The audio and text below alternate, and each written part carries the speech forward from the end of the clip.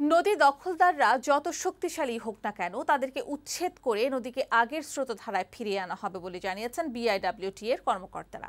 তুরাগ তীরের অবৈধ স্থাপনা অল্প কয়েকদিনের মধ্যেই গুড়িয়ে দেওয়া হবে বলেও জানান তারা। সকালে মিরপুর বেড়িবাঁধ সংলগ্ন পঞ্চবটি ও রূপনগর এলাকার 17টি স্থাপনা উচ্ছেদের সময় তারা এই কথা বলেন। এ সময় 3 একর জায়গা উদ্ধার ও 7টি গদির বালু নিলামে তুলে বিক্রি করেন কর্মকর্তারা। বুদ্ধদেব কুণ্ডের প্রতিবেদন দেখুন। তৃতীয় পর্বের দ্বিতীয় দিনে বিআইডব্লিউটি এর উচ্ছেদ অভিযান শুরু হয় মিরপুর বেড়িবাঁধ সংলগ্ন রূপনগর এলাকা থেকে। নদীর জায়গাকে দখলে নিতে দখলদাররা নিয়েছে ভিন্ন ভিন্ন পন্থা। গাছ লাগিয়ে দখল করা হয়েছে জমি।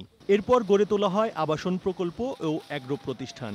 এদিন উচ্ছেদ করা হয় 17টি কাঁচাপাকা স্থাপনা সহ কয়েকশো গাছ। কোনো কোনো ক্ষেত্রে শুধুমাত্র গাছকে লাগানো হয়েছে উচ্ছেদ দখল করার জন্য। এইসব ক্ষেত্রেই আমরা আসলে অত্যন্ত অপ্রীতিকর হলেও কাজটি করতে হচ্ছে। নামকরা কয়েকটি আবাসন নির্মাণকারী প্রতিষ্ঠান গ্রাহকদের আকৃষ্ট করতে তুরাগ নদের পারে গড়ে তোলে বৃক্ষ আচ্ছাদিত প্রকল্প। অভিযানে তুরাগের ওপারে ব্রিজ তৈরির রাস্তা গুড়িয়ে দেওয়া হয়। এগুলো কিন্তু প্রশস্ত করা হবে এবং আপনার এই নদীর গভীরতাও বৃদ্ধি করা হবে।